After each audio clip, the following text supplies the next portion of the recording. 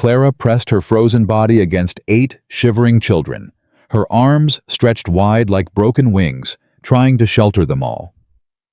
The youngest 4-year-old Nathaniel had stopped crying an hour ago.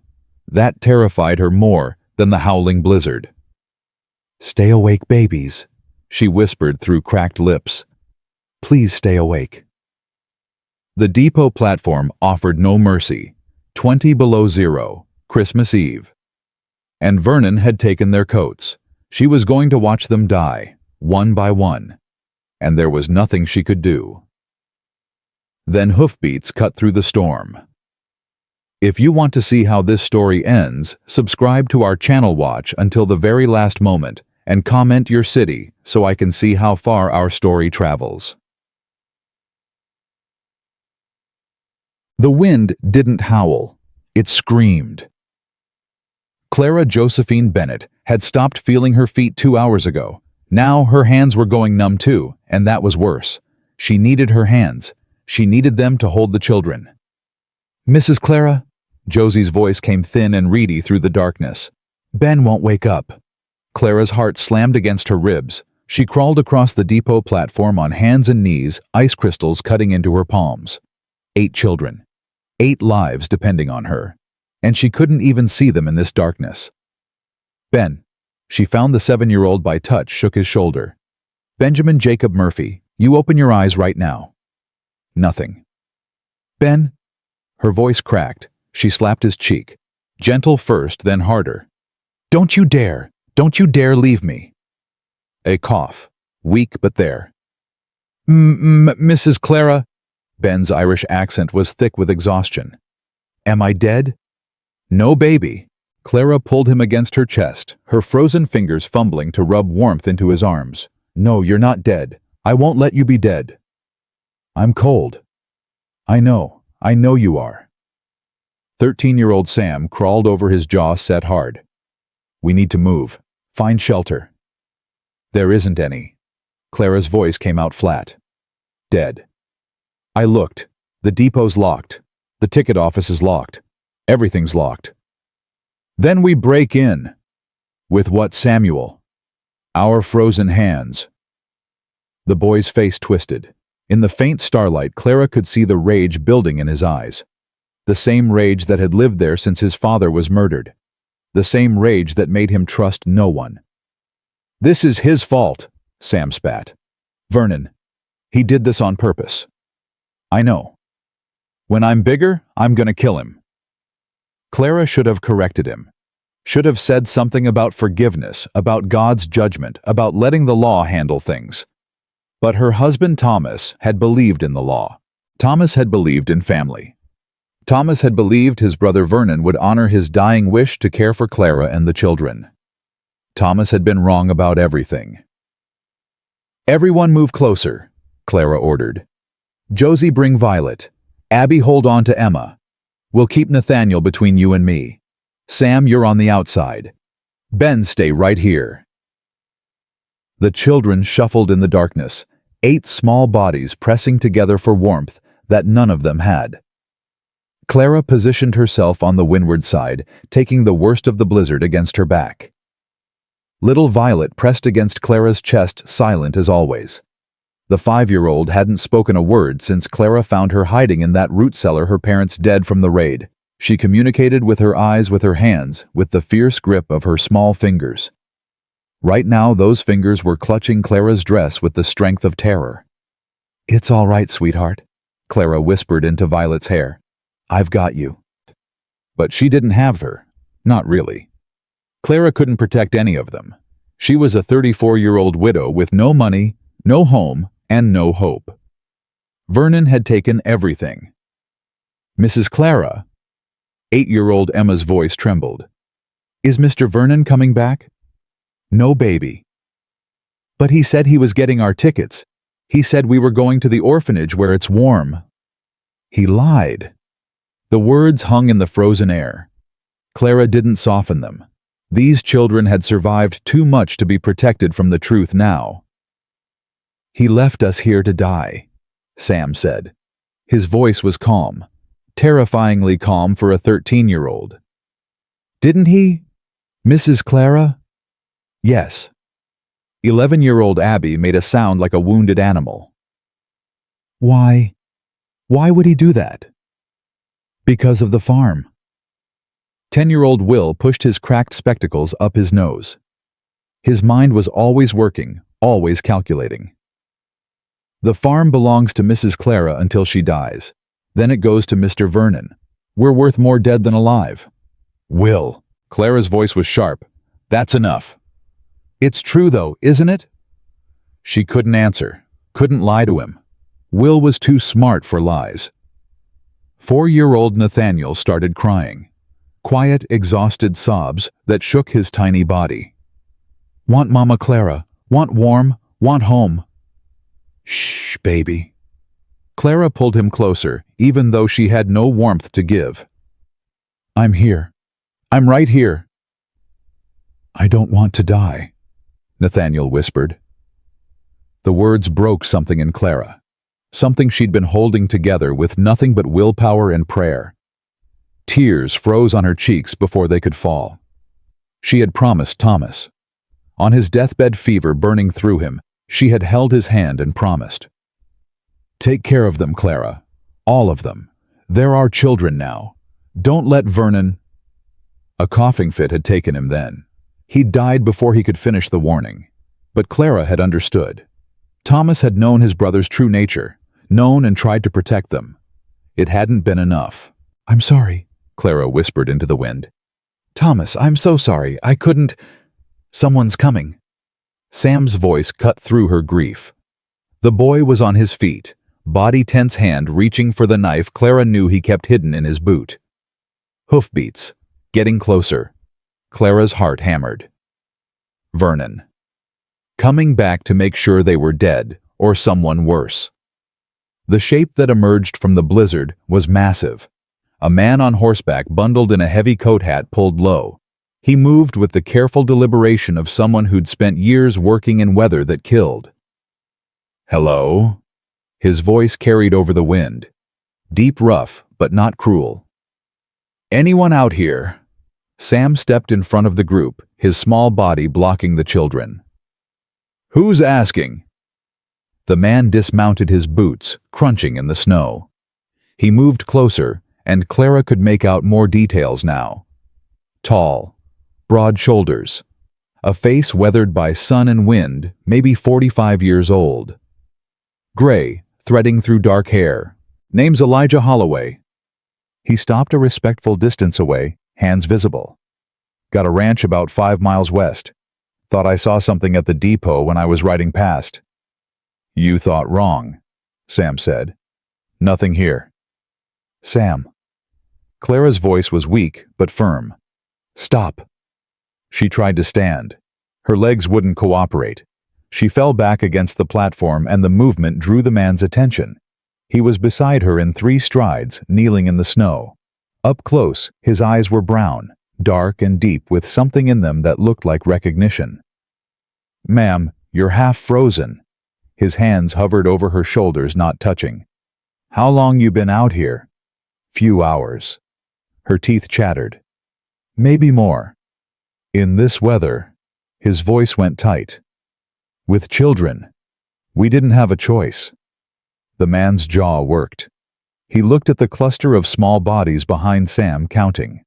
His face changed when he reached 8. Good God. He said it like a prayer. These all yours. Mine now. Something passed between them. An understanding that didn't need words. Clara saw his eyes move over the children's thin coats, their bare hands, their blue lips. Who left you here? Does it matter? It matters to me. Clara hesitated. Exhaustion made her honest. My brother-in-law, Vernon Bennett. He was supposed to buy train tickets to Helena. Instead, he took our coats and left. The man went very still. Vernon Bennett owns the farm east of Miller's Creek. Owned. Clara's voice was bitter. It was my husband's farm. My husband's children. Vernon got guardianship when Thomas died. Said he'd take care of us. Your husband. The man's voice changed again. went strange and tight. Thomas Bennett. The school teacher. Clara's heart stopped. You knew Thomas. The man didn't answer right away. He turned his head looking out into the storm, and Clara saw his throat work as he swallowed. Knew him. His voice came out rough. We served together, Shiloh. He pulled me out of a ditch when I took a bullet in the leg. Carried me half a mile to the field hospital. Thomas never mentioned. Probably didn't. The man looked back at her, and now Clara could see it. The grief, old and deep but real. He wasn't the type to talk about what he did, just the type to do it. He stood up, moved with sudden purpose to his horse. Clara watched him pull blankets from his saddlebags. Thick wool, more than one. The little ones first. He brought them back, started wrapping the youngest children without asking permission. Nathaniel first, then Violet, then Emma. Can they ride? I don't. My ranch is 5 miles, too far to walk in this. I've got one horse, but she's strong. She can carry the small ones if someone leads her. You want us to go with you? Sam's voice was suspicious. Why? Elijah looked at the boy. Something passed between them too, man to man, even though Sam was only 13. Because your father saved my life. Elijah's voice was steady. And I'm not about to let his family freeze to death on Christmas Eve. How do we know you're telling the truth? You don't. Elijah didn't flinch from the question. You don't know me. Don't know if I'm safe. Don't know if I'm any better than the man who left you here. He paused. But you know what happens if you stay. That's certain. I'm offering uncertain. Up to you which one you choose. Sam looked at Clara. For all his hardness, for all his rage, he was still a child asking an adult what to do. Clara looked at her children. 8 faces turned toward her in the darkness. 8 lives depending on her next words. She thought about Thomas, about the man he'd been, about the people he'd trusted. He saved my life, Elijah had said. Carried me half a mile. That sounded like Thomas. That sounded exactly like Thomas. We'll go with you, Clara said. Elijah nodded. No triumph in his face, just grim determination. Can you walk, ma'am? I think so. She couldn't. When she tried to stand, her legs buckled. She would have fallen face first into the snow if Elijah hadn't caught her. Easy. His arms were strong, his grip careful. I've got you. The children. Sam. Elijah looked at the boy. You're the oldest boy. Josie's 14. Josie. Elijah found the girl, addressed her directly. I need you to keep them together, keep them moving. Can you do that? Josie's chin lifted. I've been keeping them together for 6 months. Then 5 more miles won't break you. He turned back to Clara. Ma'am, I'm going to put you on the horse with the little ones. The older children walk with me, slow and steady. Anyone gets tired, they speak up. I can walk, Clara protested. You can't stand. His voice was kind but firm. And those children need you alive. Pride won't keep you warm. He lifted her before she could argue, settled her on the horse like she weighed nothing. Then he handed up Nathaniel, then Violet. Hold them tight, he said. Horse knows the way home. He took the reins and started walking. The journey was a blur of cold and wind and the steady crunch of boots in snow. Clara held the 2 smallest children against her chest, feeling their heartbeats, counting their breaths. Still alive. Still alive. Still alive. Below her, she could hear Elijah talking to the walking children, his voice low and steady, keeping them focused, keeping them moving. Sam, take Ben's other arm. He's flagging.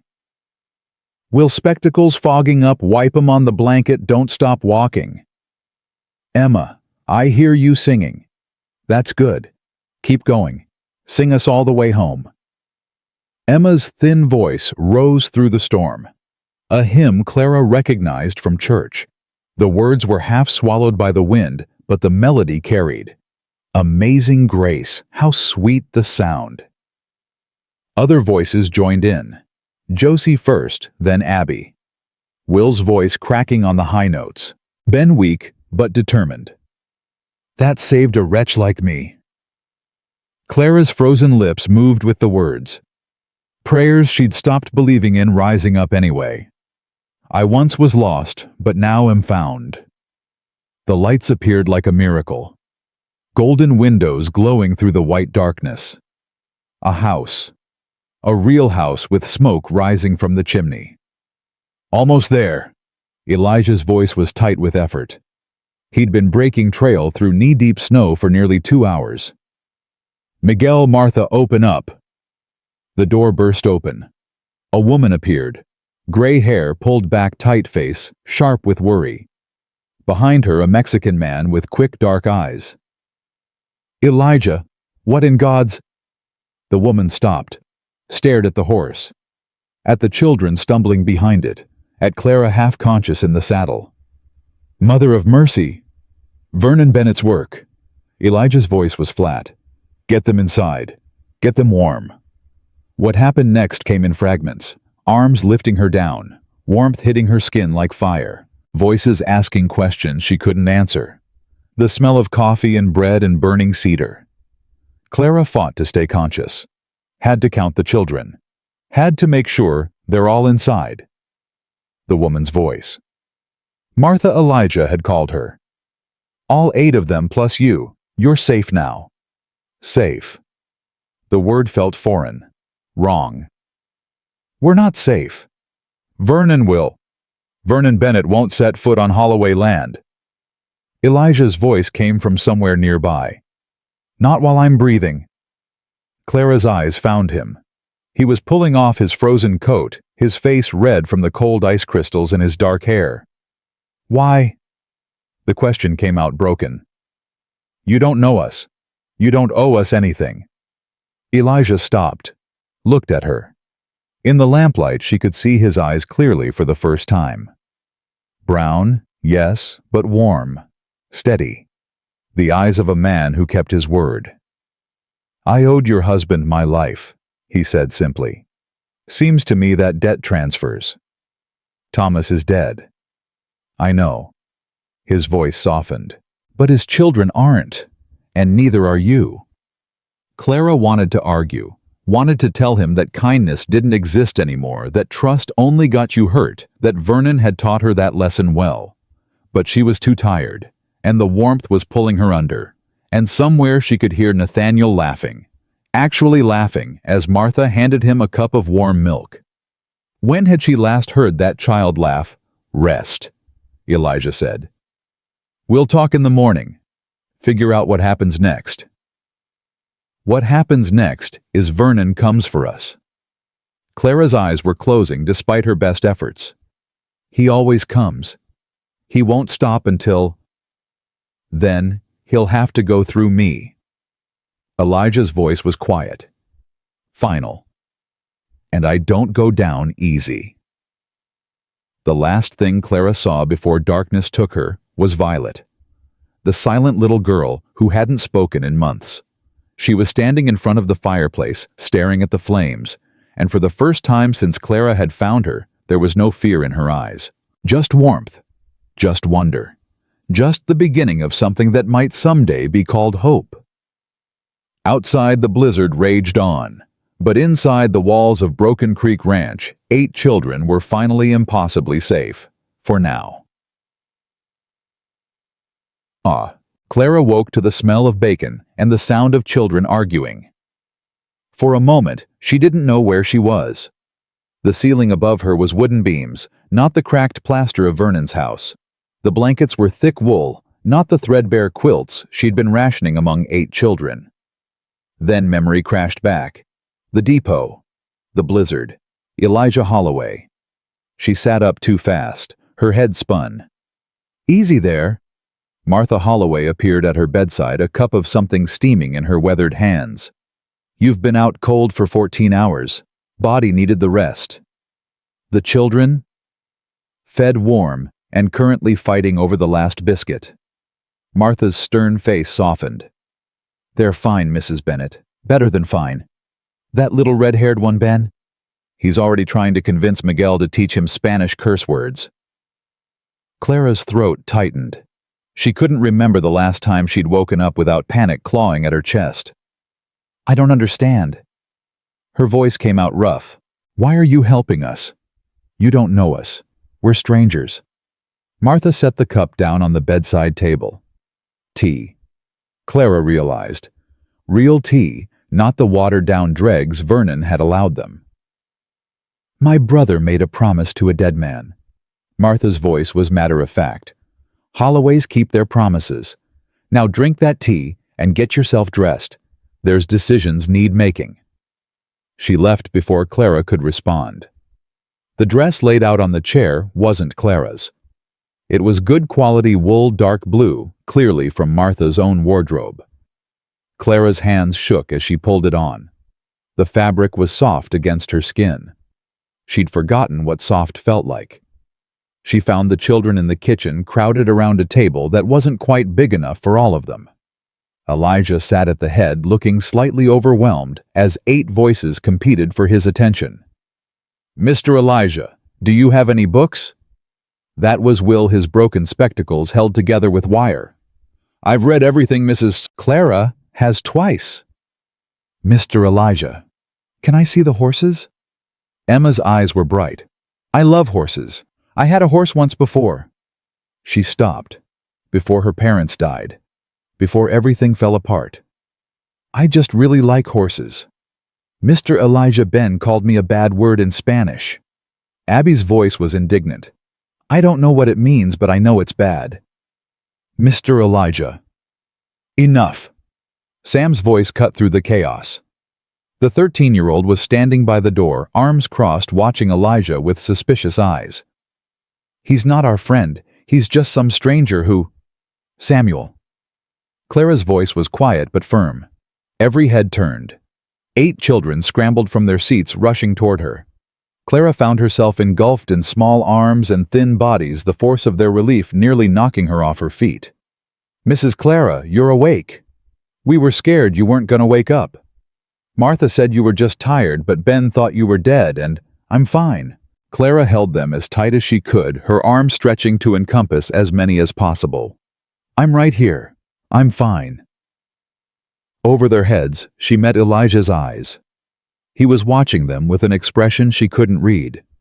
Something complicated. Something that looked almost like grief. Children. Clara gently extracted herself. Let me speak with Mr. Holloway. Josie, you're in charge. I'm always in charge, Josie muttered, but there was no real complaint in it. Elijah gestured toward a door at the back of the kitchen. Office is this way, more private. Clara followed him down a short hallway into a room lined with books and ledgers. A desk sat beneath the window papers, stacked in neat piles. This was a working ranch, she realized. A real operation, not the failing farm Vernon had run into the ground.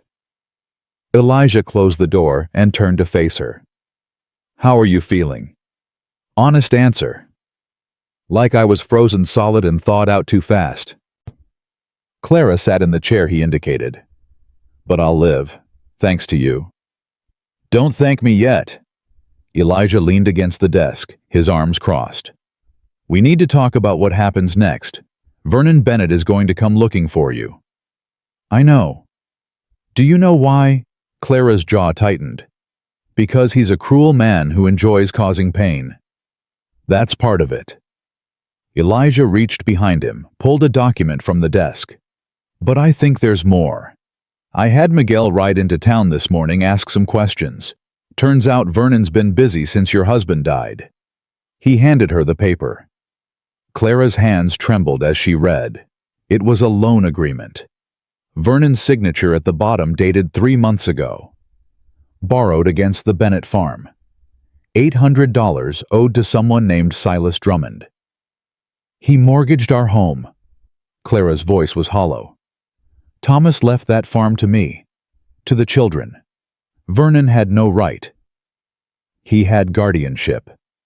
Elijah's voice was gentle. That gave him legal authority over the property until you remarried or the children came of age. He's been bleeding it dry for months." Clara stared at the numbers. $800. More money than she'd ever seen in her life, more than the farm was worth. "That's not all." Elijah pulled out another paper. "Silas Drummond runs the back room at the Silver Dollar. Gambling loans, the kind of business that doesn't show up in polite records. Vernon owes him big. Interest compounds weekly." "How much?" "As of yesterday, probably close to 1,000. Clara felt the blood drain from her face. "He can't pay that. He doesn't have—" "No, he doesn't." Elijah's eyes were steady on hers. "So he needs to get money somewhere else. Fast." The realization hit Clara like a physical blow. "The children." Her voice came out strangled. "He was going to sell the children." "Factories up north are always looking for small hands. Orphanages, too. The kind that take payment to look the other way." Elijah's jaw was tight. "A healthy child can fetch $50 to the right buyer. 8 children. $400. Clara's stomach heaved. He was going to sell them for $400. And with you dead from exposure, there'd be no one to object.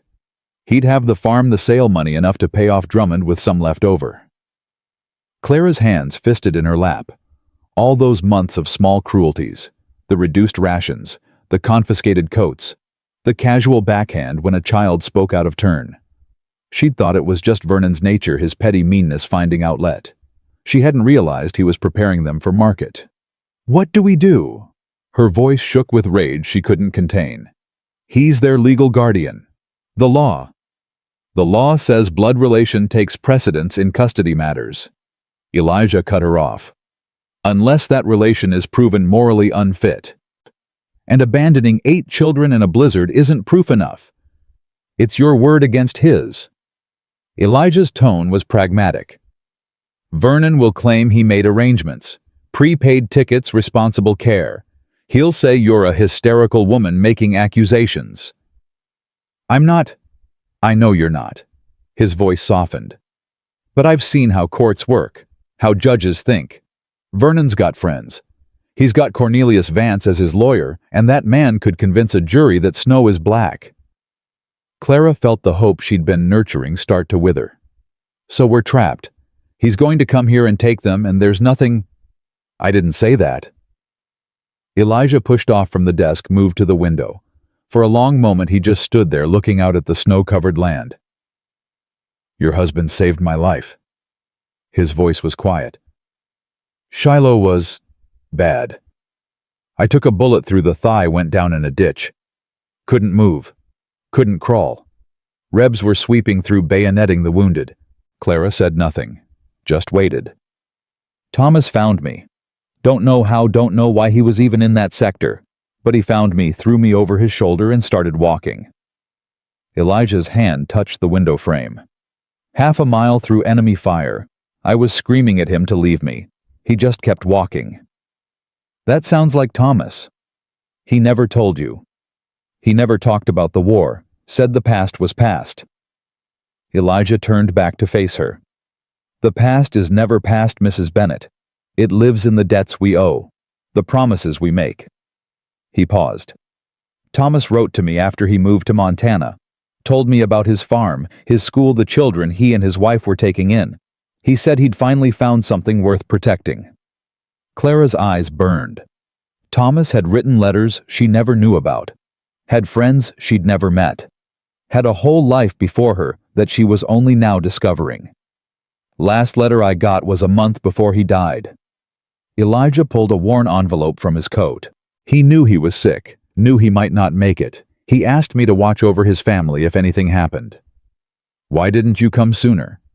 "Letter took 3 weeks to reach me. By the time I got to your farm, Vernon had already moved you into the back rooms, told me you'd gone east to stay with family." Elijah's voice went bitter. "I believed him. God help me, I believed him, and rode away." Clara stared at him. All those months of suffering and help had been one conversation away. If she'd known Elijah existed, if she'd been able to get word to him somehow. "It's not your fault." The words came out before she could stop them. "Vernon lies like other men breathe.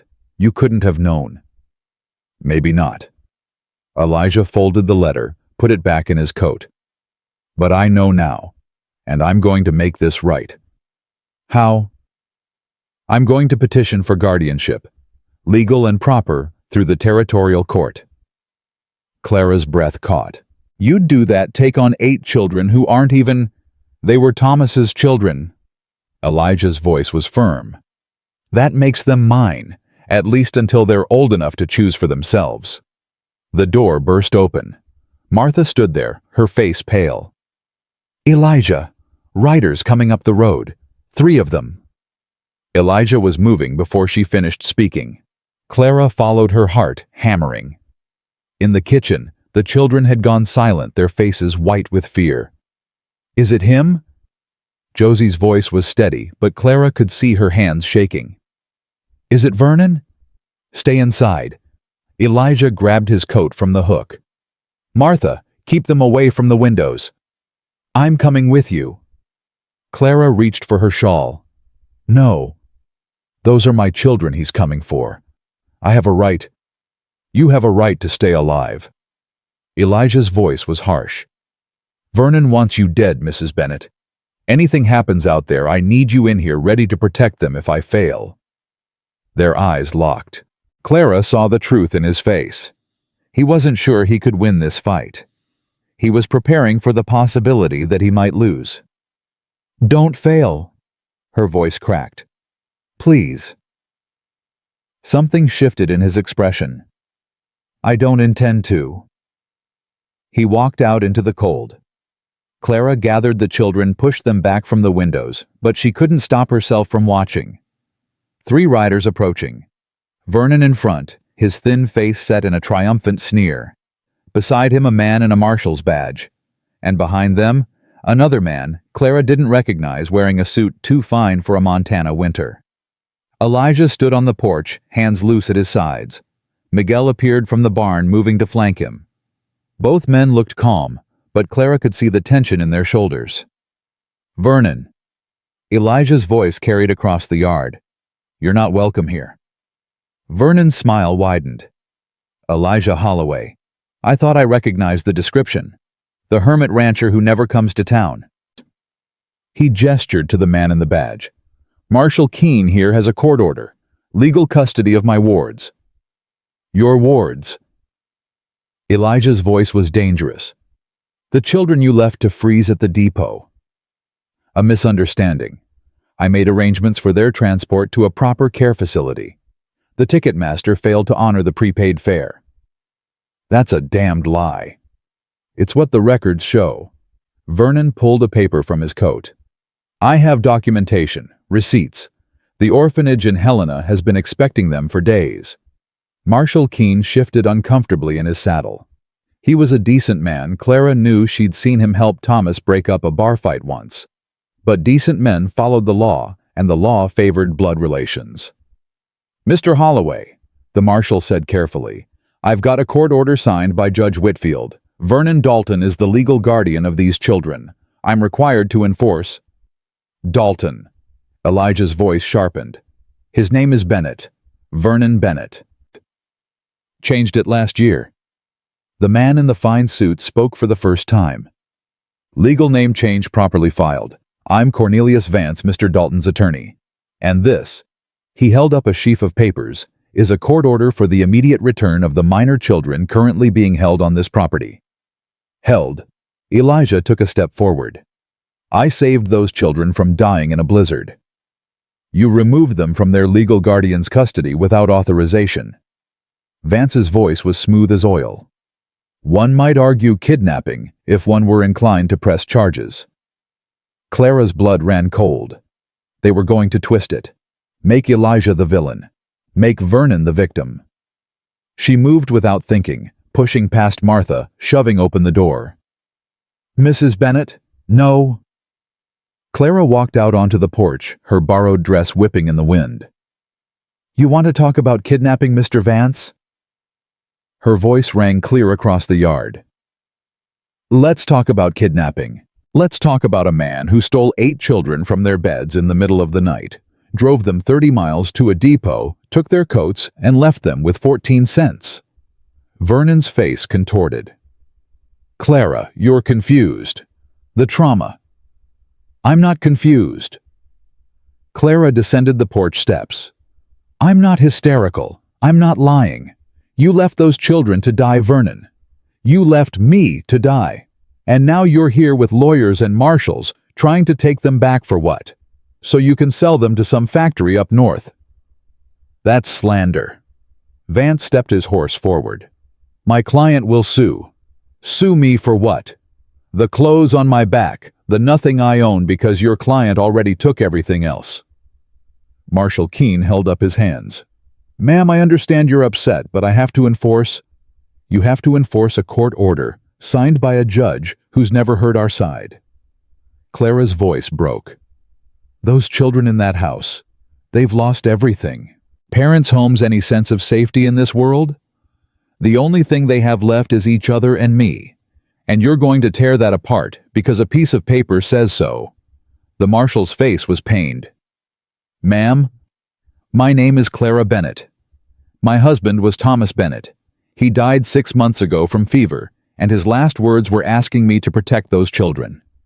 Tears were freezing on her cheeks, but she didn't stop. I have protected them. Through starvation and cold, and a man who hits children when they ask for food. I have protected them with everything I have, and I will not stop now. Silence fell. Even the wind seemed to pause. Vernon recovered first. This is exactly the hysteria I warned you about, Marshal. The woman is clearly unstable. Those children need proper care, not the ravings of a... Enough. Elijah's voice cut like a blade. He stepped forward until he was standing shoulder to shoulder with Clara, close enough that she could feel the warmth of him through the cold air. Marshal Keene, I'm going to petition for guardianship of these children through the territorial court. Formal filing, proper legal process.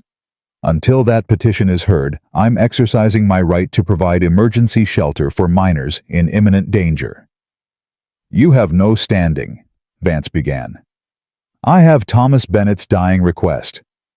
Elijah pulled the letter from his coat. Written in his own hand, witnessed and dated. He asked me to protect his family. That's exactly what I'm doing. The marshal leaned forward to look at the letter. His eyes moved over the faded handwriting, and something shifted in his expression. This is genuine. Genuine as the bullet scar in my thigh that Thomas carried me through hell to prevent. Elijah's voice was steady. You want to enforce that court order, Marshal, go ahead and try. But know that you'll be going against a dead man's wishes and putting 8 children back in the hands of the man who tried to kill them. Keene was quiet for a long moment. Then he turned to Vernon. Mr. Bennett. Dalton, Vance corrected. Mr. Dalton. The marshal's voice was careful. Seems to me there's enough question here to warrant a proper hearing. I'm not going to remove these children in the middle of winter without the court reviewing all the evidence. Vernon's face went purple. You can't. I can postpone enforcement pending judicial review. That's my discretion under territorial law.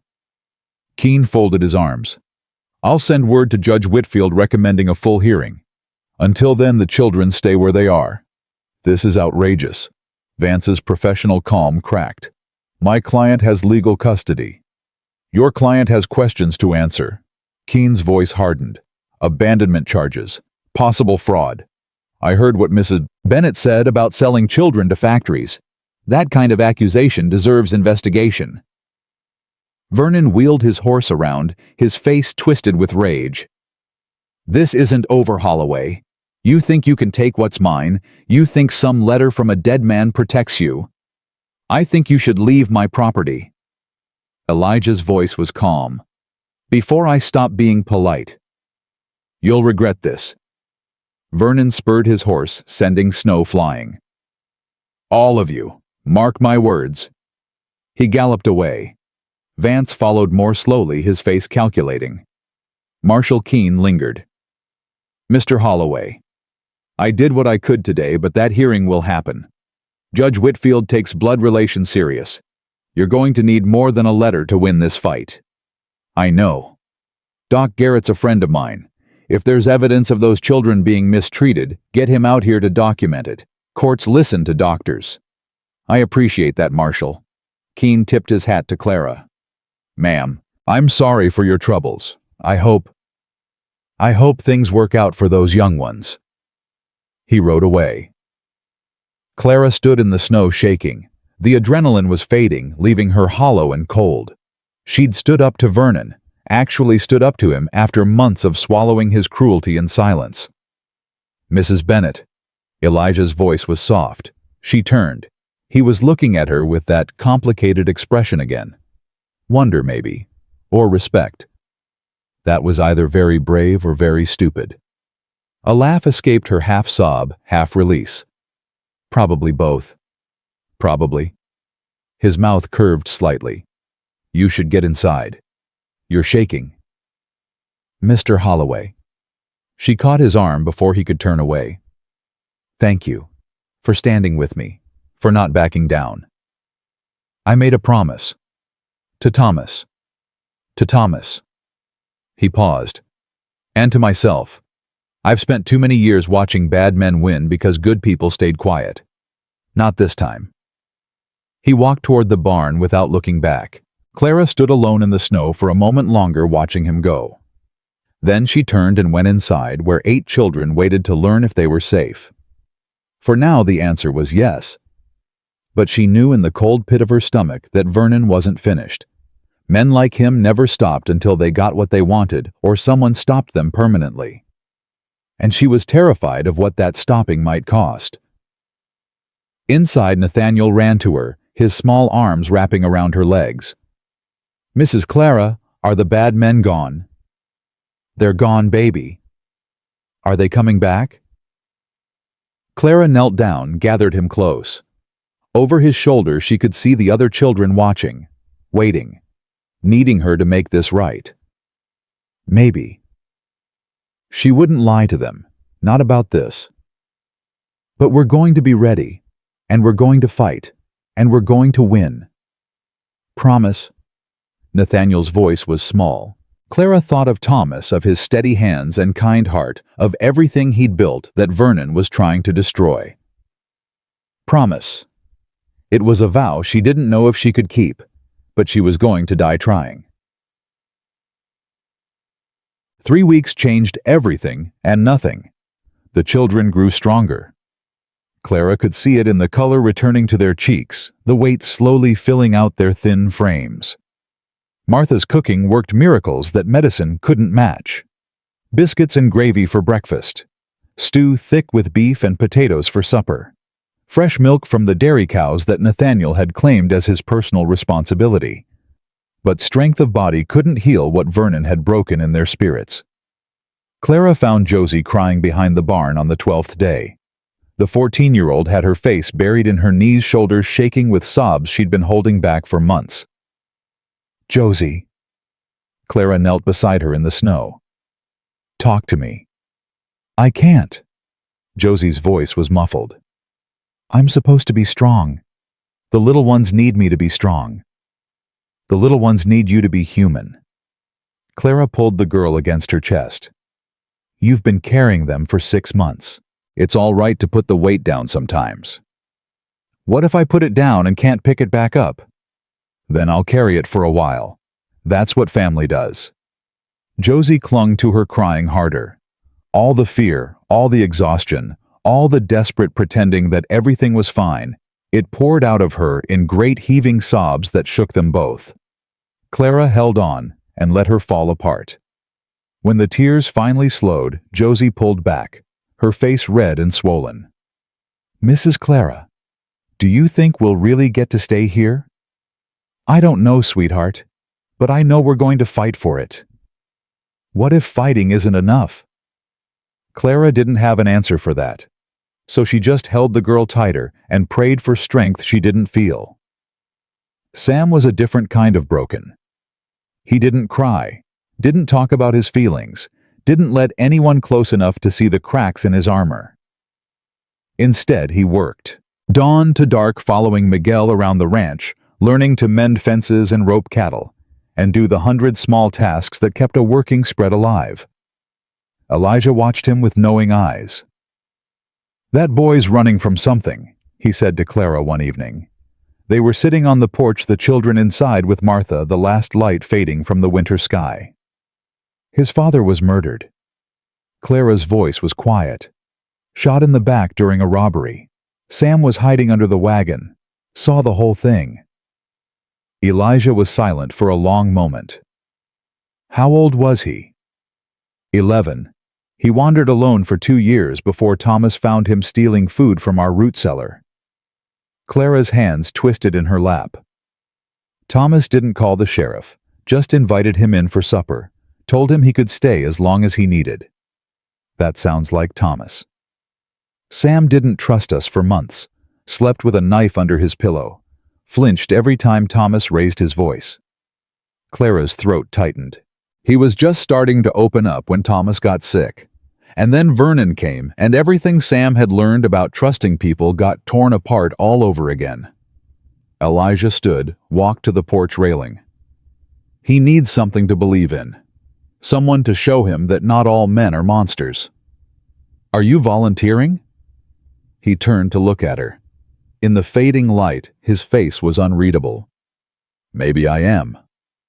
The next morning, Elijah took Sam out to the north pasture. Clara watched them go, 2 figures on horseback, disappearing into the white expanse of snow-covered land. They didn't come back until dark. Sam's face was different when he walked through the door. Still guarded, still wary, but something had shifted behind his eyes. He ate his supper in silence, then went straight to bed without his usual arguments. "What did you say to him?" Clara asked Elijah later. "Nothing he didn't need to hear." Elijah hung his coat by the door. "Told him about Shiloh, about the things I saw, the things I did. Told him that carrying hate is like carrying a hot coal, burns you worse than whoever you're aiming it at." Did he listen? He heard. Listening comes later. Elijah paused at the hallway. "He's a good kid, Mrs. Bennett. Just needs someone to show him that being strong doesn't mean being alone." Clara watched him walk away, something warm unfurling in her chest. This man, this stranger who owed them nothing, was fighting for her children with everything he had. She was starting to wonder if maybe she was fighting for him too. The younger children healed faster, the way children do. Emma claimed a horse named Biscuit as her personal companion, and spent hours in the barn, brushing the patient mare and whispering secrets into her ear. Ben discovered that Miguel would trade Spanish lessons for help with chores, and threw himself into learning with a fervor that surprised everyone. Mira Mrs. Clara. He ran into the kitchen one afternoon, his red hair wild from the wind. "Miguel says my accent is almost not terrible anymore." "That's wonderful, Ben." "He also taught me how to say—" Ben caught Martha's sharp look and grinned. How to say good morning in 3 different ways." "Somehow I doubt that's all he taught you." "I plead the 5th, Ben shouted and ran away before Clara could respond. Will found the ranch's small library and declared it heaven. He spent every spare moment with his nose in a book, devouring everything from cattle breeding manuals to legal texts he couldn't possibly understand. "Mr. Elijah." Will approached him one evening, a heavy book clutched to his chest. "What does habeas corpus mean?" "Where did you find that?" "Your law books. The ones on the bottom shelf." Will pushed his cracked spectacles up his nose. "I want to understand. About the hearing. About how courts decide things."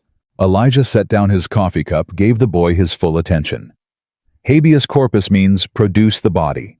It's a legal principle that says the government can't hold someone without showing cause. So if Vernon says we belong to him, he has to prove it.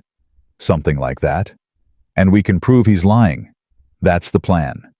Will nodded slowly, his young mind working through the implications. "I want to help. With the legal research. I'm good at reading and finding things." "I know you are." Elijah's voice was gentle. "Tell you what. You read through those books. Find anything you think might help us, you bring it to me. We'll look at it together." Will's face lit up with a smile Clara hadn't seen since before Thomas died. But not all the healing came easy. Violet still hadn't spoken a word. She followed Clara like a shadow, her small hand constantly seeking Clara's skirt, her eyes watching everything with a wariness that broke Clara's heart. She ate when food was put in front of her, slept when she was told to sleep, did everything she was asked. But she never spoke, never played, never laughed. "Give her time." Martha's voice was kind when she found Clara watching Violet through the kitchen window. The little girl was sitting on the porch steps, her ragged doll clutched to her chest, staring at nothing. Trauma like she experienced it takes as long as it takes. What if it takes forever? Then we love her forever. Isn't that what you promised? Clara nodded, but the weight of it pressed against her chest. 8 children, 8 different kinds of broken. And she wasn't sure she was strong enough to fix any of them. The church social came 3 weeks to the day after their arrival at Broken Creek Ranch. Clara didn't want to go. The thought of facing the townspeople, the whispers, the judgment, it made her stomach turn. "We have to show them." Elijah's voice was firm. "Show them the children are healthy and happy. Show them you're not the hysterical woman Vernon's been painting you as. What if they don't want to see? Then we make them see." The ride into town was torture. 8 children crammed into the wagon wearing clothes Martha had altered from her own wardrobe, looking cleaner and healthier than they had in months.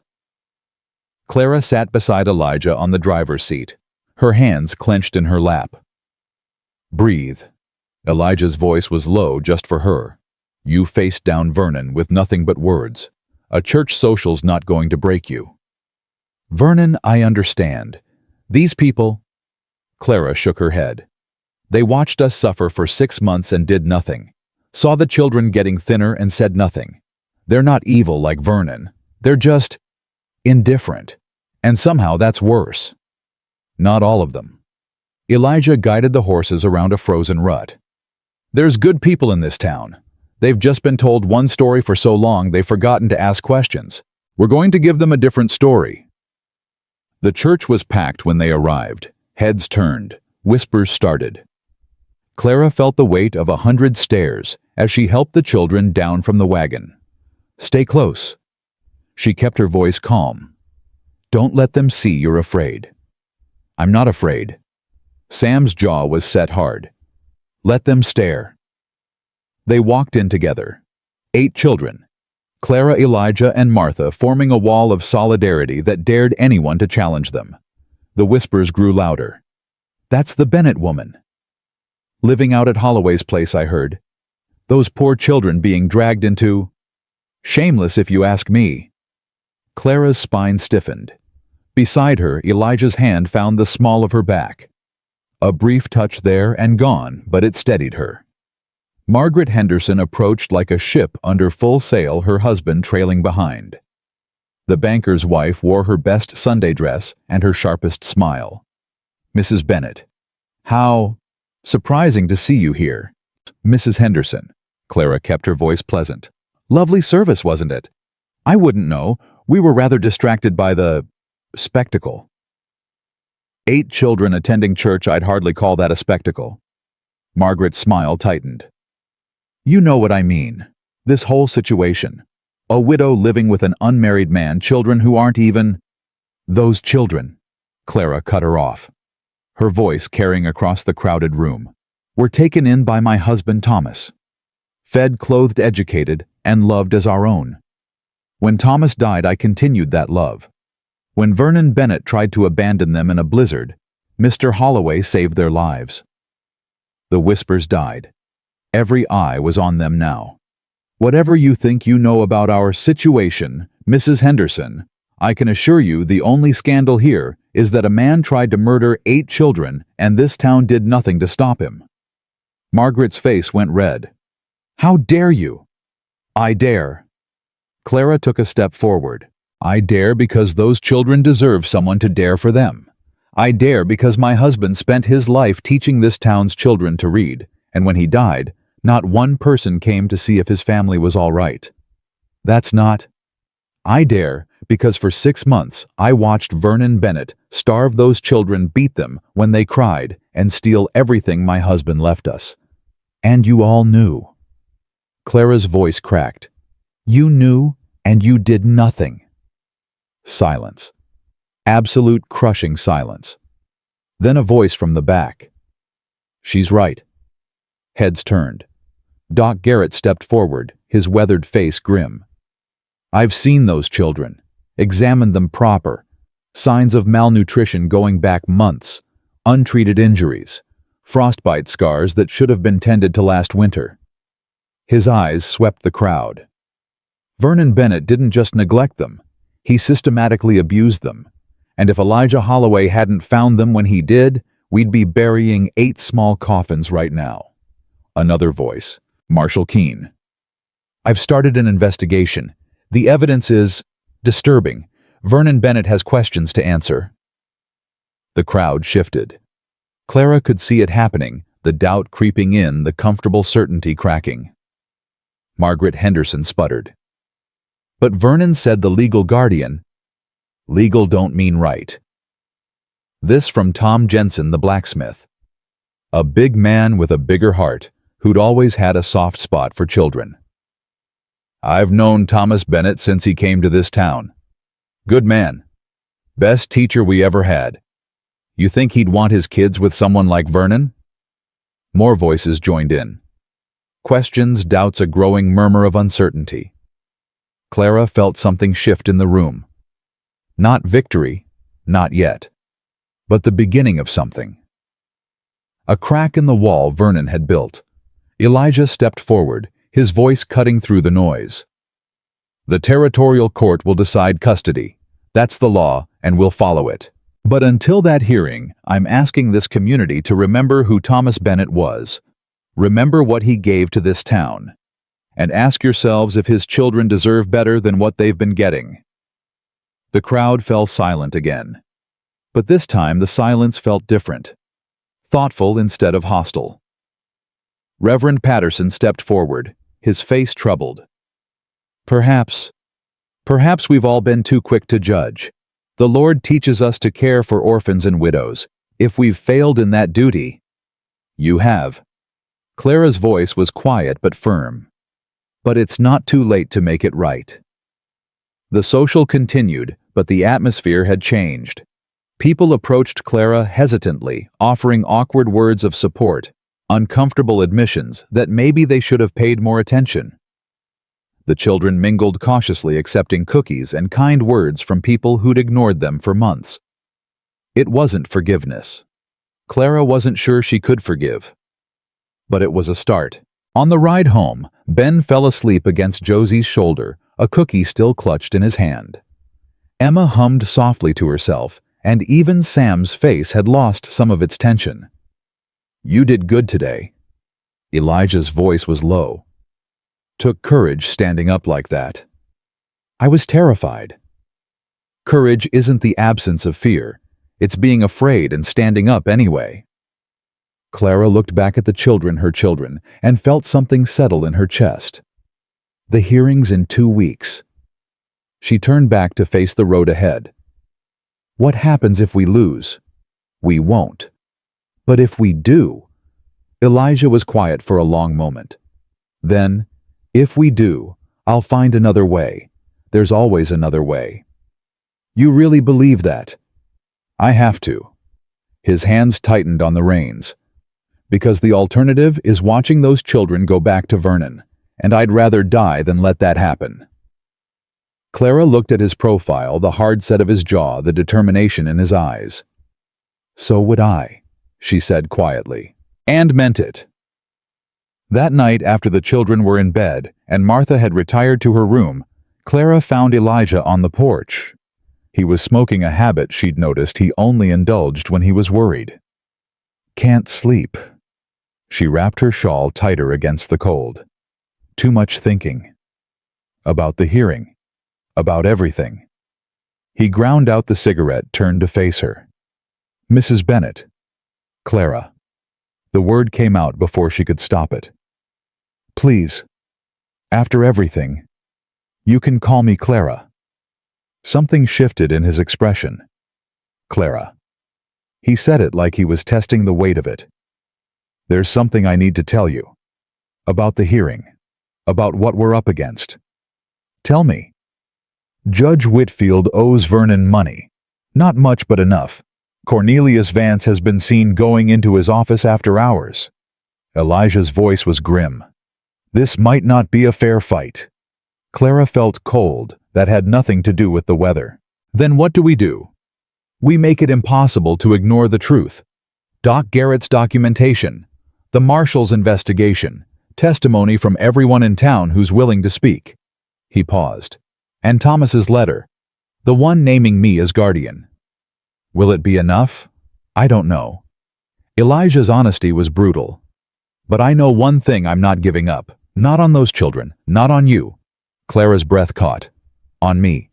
You think I don't see it? His voice softened. What you've done for those children. How hard you've fought. How much you've sacrificed. He took a step closer. Thomas was lucky to have you. Those children are lucky to have you. And I... He stopped. Looked away. And you what? Clara's heart was pounding. Nothing. He stepped back. It's late. You should get some sleep. He walked inside before she could respond. Clara stood alone on the porch, her mind racing. Something had almost happened. Something that terrified her and thrilled her in equal measure. But now wasn't the time. There was too much at stake. Too many lives depending on them keeping their heads clear. She went to bed alone, but sleep was a long time coming. And when it finally did, she dreamed of a future she wasn't sure she deserved. The territorial courthouse smelled of tobacco and old wood, and the sweat of too many bodies packed into too small a space. Clara sat in the front row, her hands folded in her lap to hide their trembling. 8 children lined the bench beside her, scrubbed clean and dressed in their best, their faces pale with fear they were trying not to show. Elijah sat at the defendant's table, his jaw set hard. He'd refused to hire a lawyer, said he couldn't afford one and wouldn't take charity. Clara had argued, Martha had argued. Even Miguel had tried in his quiet way. Elijah wouldn't budge. I'll speak the truth, he'd said. That should be enough. But looking at Cornelius Vance across the aisle, his oiled hair gleaming, his smile sharp as a blade, Clara wasn't sure truth would be enough for anything. Judge Amos Whitfield entered and the room rose. He was older than Clara had expected, mid-60s at least, with steel-gray hair and eyes that gave nothing away. This was the man who would decide her children's fate. This stranger in black robes who had never seen them laugh or cry or curl up together for warmth on cold nights. Be seated. Whitfield's voice was gravel and iron. Case number 847. Petition for guardianship of minor children currently in the care of Clara Bennett, disputed by Vernon Dalton as legal guardian. Vernon sat beside Vance, looking respectable in a borrowed suit. Clean-shaven. Sober. The picture of a concerned uncle wrongly accused. Clara's stomach turned at the sight of him. Mr. Vance, you may present your case. Vance rose with the fluid grace of a snake. Your Honor, this is a simple matter of territorial law. My client Vernon Dalton is the blood uncle of these 8 children. Under Statute 47, blood relations of the first degree take precedence in guardianship matters. Mr. Holloway, while perhaps well-intentioned, has no legal standing. The children were never formally adopted by Thomas Bennett, Whitfield said. They have no blood relation to either party. Precisely, Your Honor, which makes Vernon Dalton as brother to their de facto father the closest thing to family they have. Vance's smile widened. The law is clear. Elijah stood. May I speak, Your Honor? Whitfield nodded. Those children were Thomas Bennett's family in every way that matters. He fed them, clothed them, educated them, loved them as his own. When he died, his widow, Elijah gestured to Clara, continued that care. Vernon Dalton had 6 months to prove himself a worthy guardian. Instead, he starved them, beat them, and ultimately abandoned them in a blizzard to die. Objection. Vance's voice was smooth. "These are accusations without evidence." "I have evidence." Elijah pulled a folder from his coat. "Dr. Henry Garrett's medical examination of all 8 children, documenting malnutrition, untreated injuries, and frostbite damage dating back months. I have sworn testimony from Marshall Keene regarding the circumstances of their rescue. I have financial records showing Vernon Dalton's gambling debts and his attempt to mortgage property that wasn't legally his to mortgage." He laid each document on the judge's bench. "And I have this." Elijah's voice softened. "A letter from Thomas Bennett, written 1 week before his death, explicitly naming me as guardian of his family should anything happen to him." The courtroom murmured. Whitfield took the letter, his face unreadable. "Your Honor," Vance interjected, "that letter is unwitnessed and therefore legally inadmissible. It could have been written by anyone." "It's in Thomas Bennett's hand. I have samples of his handwriting for comparison." Elijah's voice was steady. "And the letter mentions you by name, Judge Whitfield. Thomas wrote that you would understand, that you would know what kind of man I am." Whitfield went very still. Clara watched his face, saw something flicker behind those iron eyes. Recognition memory. She couldn't tell. "We served together," Elijah continued quietly. "Thomas and me. At Shiloh. He saved my life. Carried me half a mile through enemy fire with a bullet in his own spine. He never told anyone about that. Never asked for recognition or reward. That's who he was." The judge's hands trembled slightly as he unfolded the letter. The letter also mentioned something else. Elijah's voice dropped lower. "Thomas writes that you know what he did for you at Shiloh, that you know what a promise means." Silence. Absolute crushing silence. Whitfield read the letter. His face did something complicated, grief and guilt and memory all tangled together. When he looked up, his eyes were wet. "I knew Thomas Bennett." His voice was rough. "He was the bravest man I ever served with. He saved my life at Shiloh, and I never got the chance to thank him proper." "Your Honor," Vance started. "Be quiet, Mr. Vance." Whitfield's voice cracked like a whip. "I'm not finished." He turned to Vernon. "Mr. Dalton, I've reviewed the evidence presented. Dr. Garrett's medical reports are damning. 8 children showing signs of systematic neglect over a period of months. Marshall Keene's investigation suggests possible fraud regarding the Bennett farm mortgage. And witnesses from the church social 3 days ago have come forward with statements supporting Mrs. Bennett's account of events." Vernon's face went pale. "Your Honor, those are lies. The woman is hysterical. She's trying to steal my brother's children." "Your brother's children." Whitfield's voice rose. "You mean the children you left at a train depot in 20 below weather, the children you were planning to sell to factories up north?" The courtroom exploded, voices shouting, people rising from their seats. Whitfield's gavel came down hard again and again. "Order, I will have order." When the noise finally died, Whitfield leaned forward. "Marshall Keene, please take the stand." The marshal came forward, his face grim. He was sworn in, and Whitfield began his questions. "Marshal, you were present when Mr. Holloway found these children at the depot?" "No, Your Honor. I arrived the following morning in response to Mr. Holloway's summons." "What did you observe?" 8 children in various stages of frostbite recovery. Medical attention being provided by Dr. Garrett. The youngest, a 4-year-old boy, had stopped responding to his name. The doctor said another hour in that cold, and we'd have been recovering bodies, not children. And the circumstances of their abandonment. Vernon Dalton. The marshal caught himself. Mr. Dalton left them at the depot with 14 cents and a claim of prepaid train fare. The ticket master's records show no such fare was ever paid. Their coats were found in Mr. Dalton's wagon, removed before he left them. "He took their coats?" "Yes, Your Honor. Temperatures that night reached 22 below zero." The courtroom was utterly silent. Clara could feel the shift in the air, the doubt, the horror, the growing realization of what Vernon had done. Whitfield turned to Vernon. "Do you wish to respond, Mr. Dalton?" Vernon shot to his feet. This is a conspiracy. Holloway wants my brother's farm. He's using the children to steal what's rightfully mine. Rightfully yours. Clara stood before she could stop herself. That farm belonged to Thomas. Thomas left it to me and the children. You forged documents to claim guardianship. You mortgaged property you didn't own. You... Mrs. Bennet, please. Whitfield's voice was not unkind. You'll have your chance to speak. Clara sat back down, her heart pounding. Beside her, Josie gripped her hand. Vance tried to recover. Your Honor, regardless of the circumstances at the depot, the law is clear. Blood relation takes precedence. Mr. Dalton, whatever his failings, is still the closest legal kin to these children. He has no blood relation to them, Whitfield pointed out. They were never formally adopted.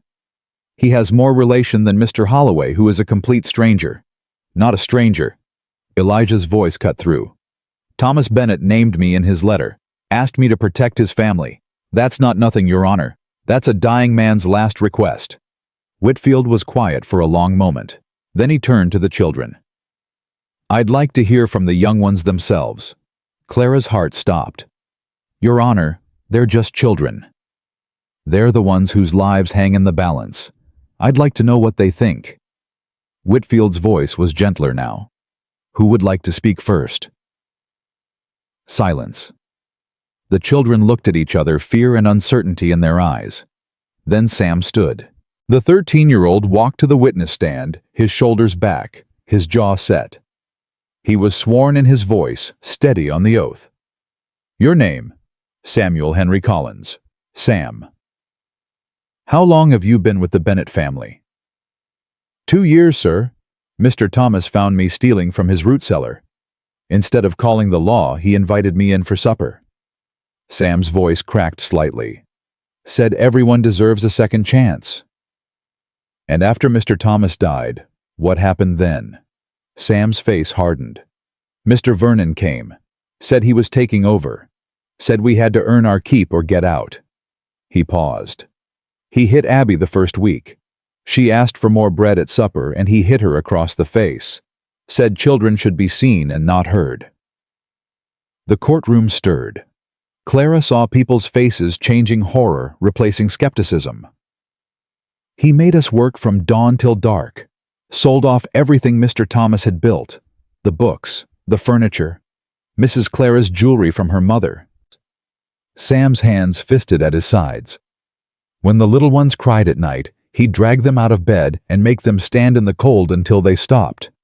That's a lie, Vernon shouted. The boy is lying. I'm not lying. Sam's voice rose.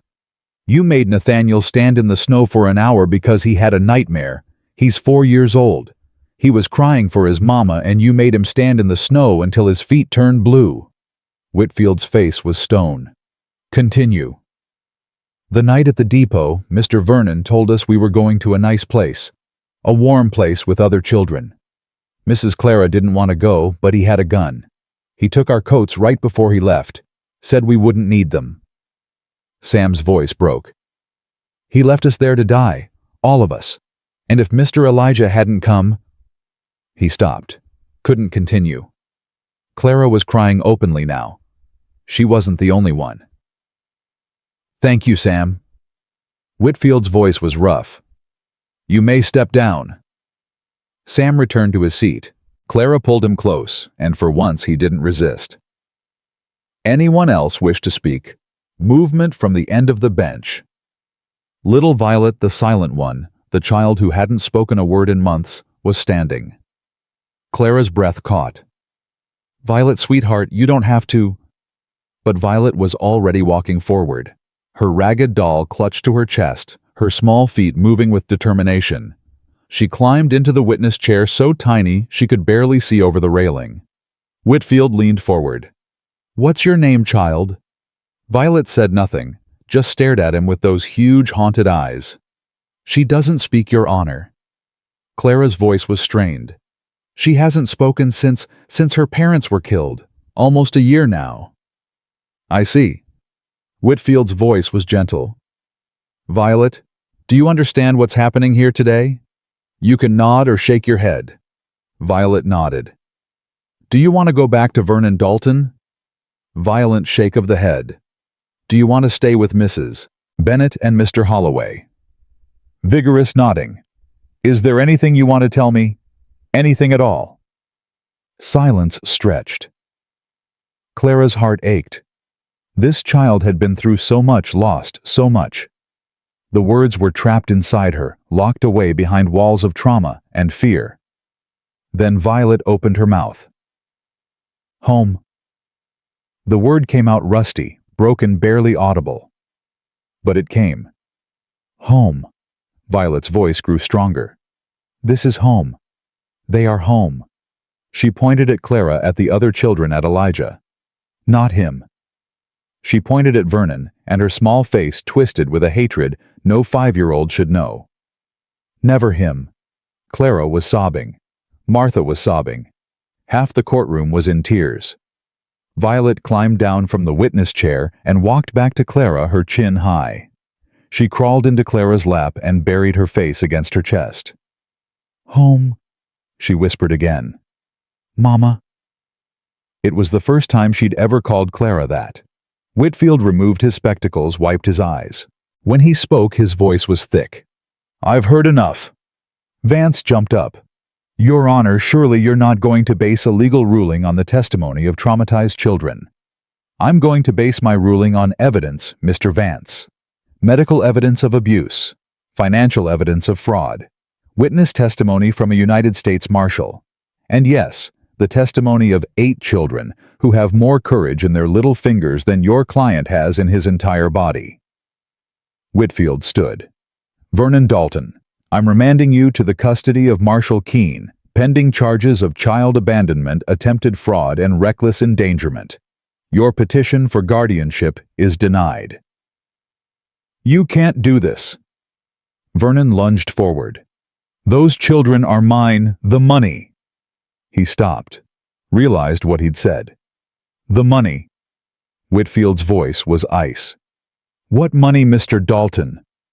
Vernon's face went gray. Marshal, please search Mr. Dalton for any relevant documents. Keene approached Vernon, who tried to back away. 2 deputies held him, while the marshal searched his coat. He pulled out a folded paper, read it, and his face went hard. It's a letter to a factory in Pennsylvania, Your Honor, offering 8 healthy children for sale. Price negotiated at $60 a head. The courtroom erupted. Vernon broke free of the deputies, made for the door. He didn't get 3 steps before Miguel appeared, blocking his path. The Mexican's face was calm, but his hand rested on his hip where everyone knew he kept a knife. Going somewhere, senor? Let me pass, I have rights. You have the right to stand trial. Marshal Keene's hand closed on Vernon's shoulder. And I intend to make sure you do. Vernon was dragged away, shouting threats and curses that faded as the doors closed behind him. Whitfield banged his gavel. Order! Order! When the noise finally died, he turned to Elijah. Mr. Holloway, based on the evidence presented and the explicit wishes of Thomas Bennet, as expressed in his letter, I am awarding you legal guardianship of these 8 children. Mrs. Clara Bennet will serve as co-guardian and primary caretaker. Clara's heart stopped. Co-guardian? The children clearly see you as their mother, Mrs. Bennet. It would be cruel to separate that bond. Whitfield almost smiled. Besides, someone needs to make sure Mr. Holloway doesn't fill their heads with nothing but cattle and crops. Laughter rippled through the courtroom. The first laughter Clara had heard in this place. This guardianship is permanent and final. The Bennet farm will be restored to Mrs. Bennet's control, and any debts incurred by Vernon Dalton in its name are hereby voided as fraudulent. Whitfield's gavel came down one last time. Court is adjourned. Then it was chaos. Children running, crying, laughing. Martha pulling Clara into a crushing hug. Miguel lifting Ben onto his shoulders while the boy shouted Spanish phrases that were definitely not good morning. And Elijah. Elijah was standing still in the middle of it all, looking at Clara with something in his eyes she'd never seen before. Something that made her heart race, and her palms sweat, and her whole body feel like it was flying apart. She walked toward him. The crowd seemed to part around her. We won. Her voice came out strange, breathless. We won. His voice was strange too. Thank you. The words weren't enough, would never be enough.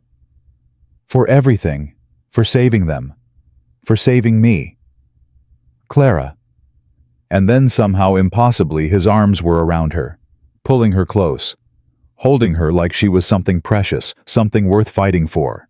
She held on and didn't let go. Around them, 8 children cheered, and somewhere, Clara was certain Thomas Bennett was smiling. Spring came to Montana like a promise finally kept. Clara stood on the porch of Broken Creek Ranch, watching the last of the snow melt from the hills. 3 months had passed since the trial. 3 months of healing, of rebuilding, of learning what it meant to be safe. Mama Clara! Nathaniel came running around the corner of the house, his dark curls, wild mud streaking his cheeks. Ben put a frog in Emma's bed and she's crying, and Sam says he's gonna throw Ben in the horse trough. Clara sighed. Some things never changed. Tell Sam that no one is throwing anyone anywhere, and tell Ben he's mucking stalls for a week. A whole week.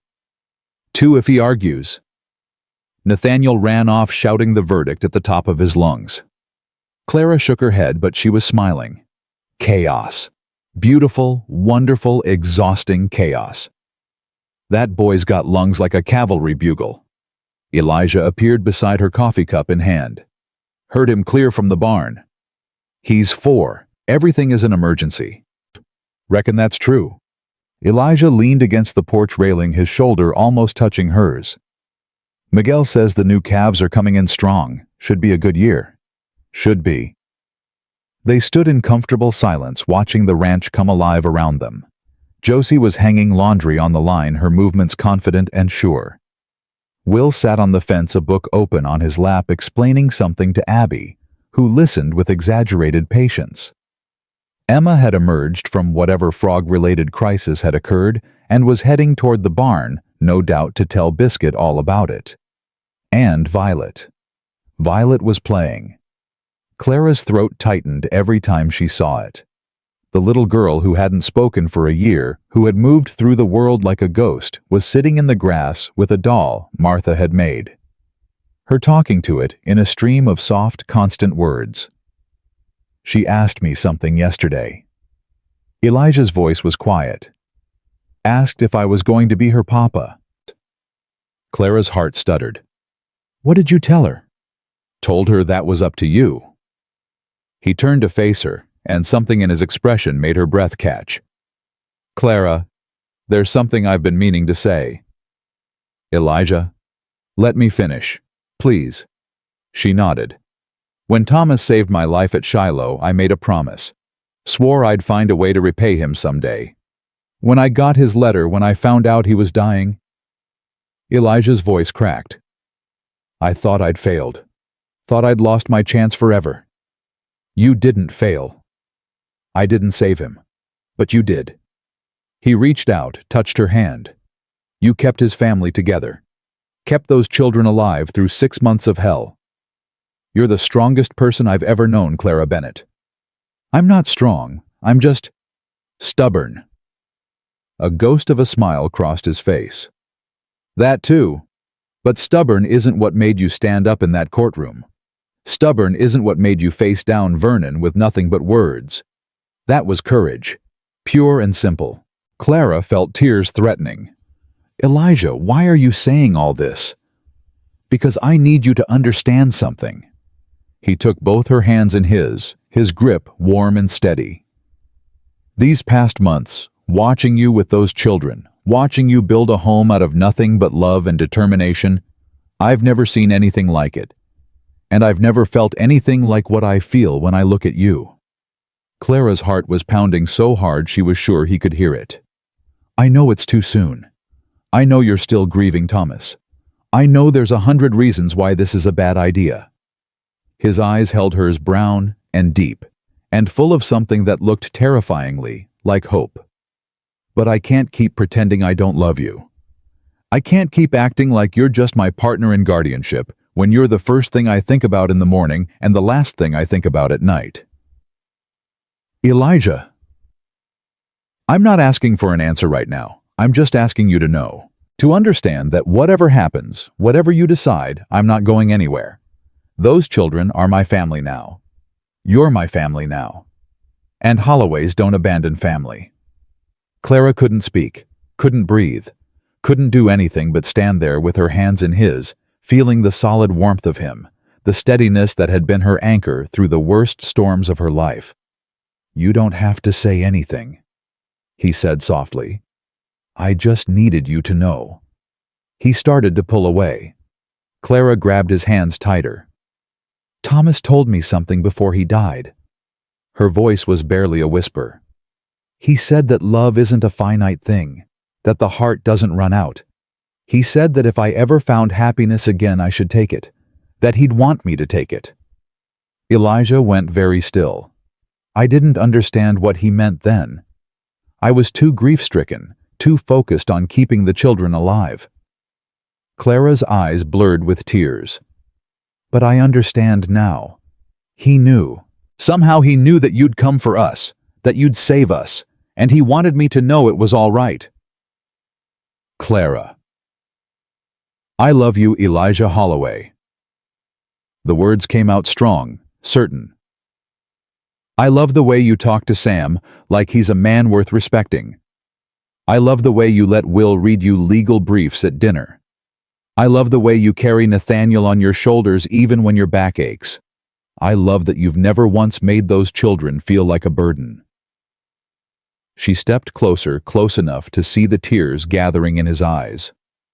I love that you rode through a blizzard to save strangers because you made a promise to a dead man. I love that you fought for us when you had every reason to walk away. I love... He kissed her. It wasn't gentle. It was desperate and fierce and full of everything they'd both been holding back for months. Clara wrapped her arms around his neck and held on, and for the first time since Thomas died, she felt whole. You... They broke apart to find Ben standing at the corner of the house, his face screwed up in theatrical disgust. Sam, Mr. Elijah is kissing Mama Clara. It's disgusting. Benjamin Jacob Murphy. Clara's voice was stern, but she couldn't stop smiling. Shouldn't you be mucking stalls? But this is way more interesting than horse... 3 weeks. Ben's eyes went wide. What? You want to make it a month? He fled. Elijah was laughing, a deep, rich sound Clara had never heard from him before. That boy is going to be trouble. He's already trouble. Clara leaned into his side, his arm coming around her shoulders like it belonged there. They all are. Wouldn't have it any other way. The wedding was small, held in the ranch house on a Saturday afternoon in May. Reverend Patterson officiated his earlier judgment, forgotten, in the face of a community that had finally learned to see clearly. Judge Whitfield stood as witness, his stern face softened with something like joy. All 8 children had roles. Josie and Sam stood as witnesses. Will read a poem he'd written himself, stumbling over words he was too smart to mispronounce. Abby and Emma scattered wildflowers down the makeshift aisle. Ben carried the rings on a pillow Martha had embroidered. And Violet. Violet stood between Clara and Elijah, her small hands holding theirs, her face shining. When Reverend Patterson asked who gave this woman in marriage, 8 voices answered at once. We do. The reception spilled out onto the porch and into the yard. Miguel played guitar, while Ben attempted to teach Emma a Spanish dance he'd clearly made up on the spot. Martha presided over a feast that used every dish in the house. Neighbors who'd ignored them for months brought gifts and apologies, both accepted with grace. Clara found herself standing apart from it all, watching her family, her real family, the one she'd built from broken pieces and desperate hope. Having second thoughts, Elijah appeared at her elbow, a glass of cider in each hand. Just the opposite. She took the glass, clinked it against his. I keep waiting to wake up. Keep expecting this to be a dream. If it's a dream, I don't want to wake up either. Mama? Violet tugged at Clara's skirt, her face serious. Is Mr. Elijah my papa now? For real? Clara knelt down, smoothing Violet's hair. What do you think, sweetheart? Violet considered the question with the gravity only a 5-year-old could muster. Then she turned to Elijah, held out her arms.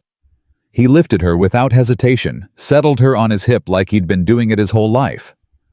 Papa, Violet said, testing the word. I like it. I like it too, little one. She wrapped her arms around his neck and held on. Clara watched them, this man who had become her husband, this child who had finally found her voice, and felt something settle in her chest. A peace she hadn't known she was missing.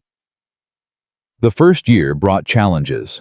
A harsh winter that tested their supplies. A spring flood that threatened the lower pastures. An outbreak of influenza that swept through the territory and kept Doc Garrett running for weeks. But it also brought blessings. Sam turned 14 and took on more responsibility around the ranch, his anger slowly transforming into purpose. He still carried the knife in his boot, but he hadn't drawn it in months. Josie discovered a talent for teaching and started helping younger children in town with their letters.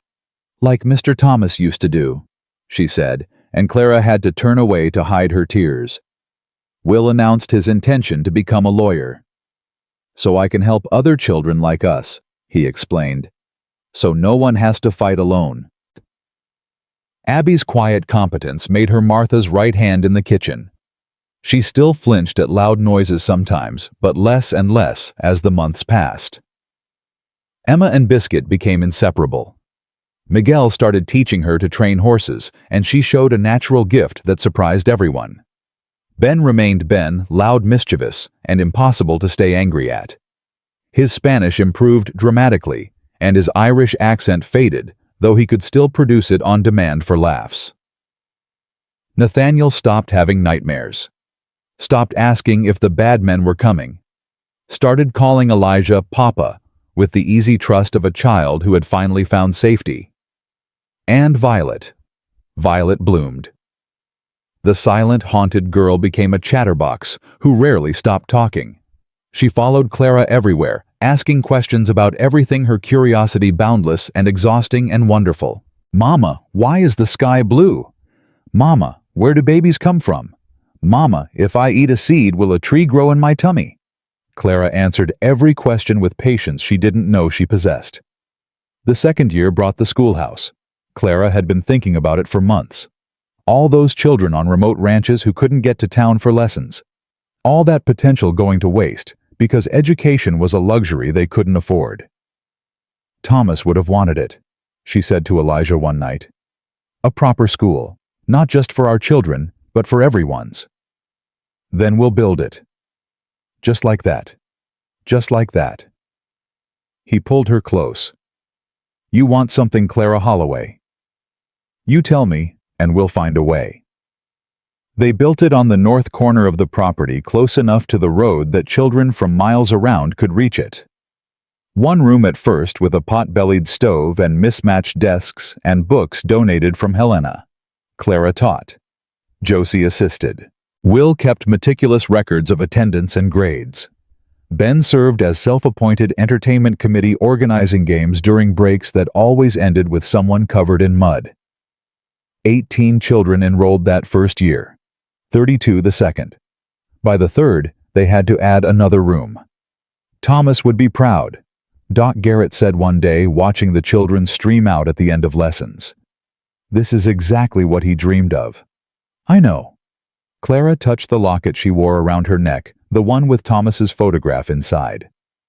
I can feel him sometimes, in the way the children laugh, in the way they help each other. He's still here.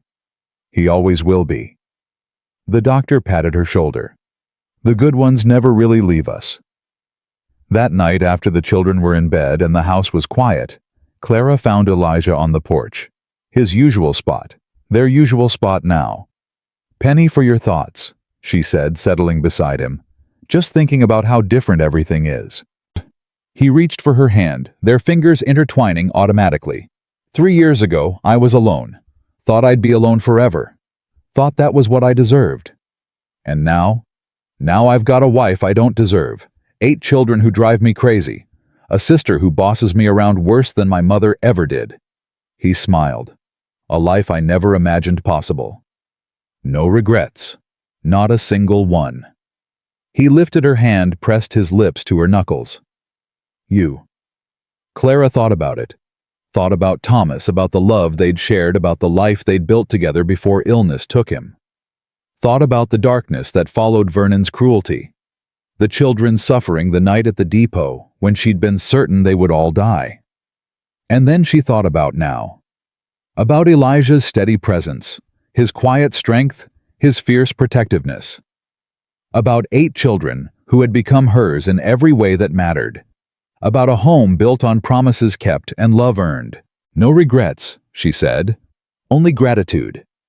They sat together as the stars came out, watching their world settle into peaceful darkness. Vernon Dalton died in prison 2 years into his sentence. Pneumonia, the warden said. Clara felt nothing when she heard the news. The man who had tried to destroy her family had become a stranger, a shadow from a life that no longer existed. Judge Whitfield passed away in his sleep the following spring, aged 71. In his will, he left his entire law library to Will Collins, along with a note that read, "For the young man who will fight for those who cannot fight for themselves." Will kept that note in his pocket through law school, through his first case, through every victory that followed. Martha Holloway lived to see her 80th birthday surrounded by children and grandchildren who called her grandmother, regardless of blood. She died in the kitchen rolling out biscuits exactly the way she would have wanted. Miguel Santos stayed at Broken Creek Ranch until his own death at 62. He taught every one of the children to ride to rope and to swear in Spanish. At his funeral, Ben gave the eulogy entirely in Spanish, and not a dry eye remained. The children grew, married, had children of their own. Sam became a U.S. Marshal famous for his fairness and his reluctance to draw his weapon. He never forgot what it felt like to be helpless, and he spent his career making sure other children never felt that way. Josie took over the schoolhouse when Clara retired, expanding it into a proper academy that educated 3 generations of Montana children. She never married, never wanted to. She said teaching was her calling, and she answered it completely. Will became the lawyer he'd dreamed of being, arguing cases before the Territorial Supreme Court, always fighting for those who couldn't fight for themselves. He kept Judge Whitfield's law books in his office until the day he died. Abby married a rancher from the next county and had 6 children of her own. Every one of them learned to cook in her kitchen the way she'd learned in Martha's. Emma became a horse trainer of some renown, her methods gentler and more effective than anything the old-timers had seen. Biscuit lived to 28, longer than any horse had a right to, and was buried on the hill overlooking the ranch. Ben never quite lost his mischief, but he channeled it into legitimate business ventures that made him wealthy and allowed him to fund Josie's school. He spoke at her retirement ceremony in fluent Spanish, then perfectly accented Irish, making the audience laugh until they cried. Nathaniel became a doctor, inspired by Doc Garrett's kindness during the early years. He returned to Cedar Falls and practiced medicine for 40 years, never turning away a patient who couldn't pay. And Violet became a writer. Stories at first, then novels, tales of orphans who found families of broken things made whole of love that conquered fear. Her books sold across the country, translated into a dozen languages, read by millions who never knew the real story behind the fiction. But Clara's favorite thing Violet ever wrote was a simple dedication in her first published novel. For Mama Clara and Papa Elijah, who taught me that home isn't a place, it's the people who love you enough to never let go. Clara kept a copy of that book on her nightstand until the end. She outlived Elijah by 3 years, though it felt like 3 decades. He died in his sleep, aged 78, his hand still reaching for hers across the bed. Clara woke to find him gone and felt her heart break in a way she'd thought she'd already survived. But she had children to live for. Grandchildren. Great-grandchildren. A legacy of love that stretched beyond anything she'd imagined possible on that frozen depot platform so many years ago. She died on a spring morning aged 79, surrounded by every member of her family who could reach the ranch in time. The last thing she saw was 8 faces, not children anymore, but still hers, always hers, and she smiled. "Thomas," she whispered. "Elijah, I'm coming home." And then she was gone. They buried her next to Elijah on the hill overlooking the ranch, within sight of the schoolhouse she'd built and the home she'd made. The headstone was simple, the way she would have wanted: Clara Josephine Holloway, 1855-1934, beloved wife, mother, and teacher. Home is the people who love you. 8 grown children stood at her graveside, along with their children and their children's children. A family that had started with a desperate promise and a frozen night had grown into something that would outlast them all. Violet spoke last, her voice steady despite her tears. "Mama Clara used to say that family isn't about blood. It's about choice. It's about showing up when showing up costs something. It's about loving people even when they're hard to love." She looked around at her brothers and sisters, at the sea of faces they'd created together. She chose us. Every single day she chose us. And that choice saved our lives, gave us lives worth living, made us into people who know how to love because we were loved first. Violet placed a hand on the headstone. "Thank you, Mama, for choosing us, for never giving up, for teaching us that the strongest thing a person can be is kind." She stepped back into her husband's arms. The wind blew across the Montana hills, carrying the scent of wildflowers and new grass. Somewhere, a horse whickered. Children laughed. Life went on the way it always does. But the love Clara built the family she created from nothing but courage and faith, and stubborn, impossible hope that lived forever. Because some things are stronger than blood. Some things are stronger than death. Some things are stronger than any storm that tries to tear them apart. And love, real love, the kind that chooses and keeps choosing, even when it costs everything, that love never dies. It just goes home.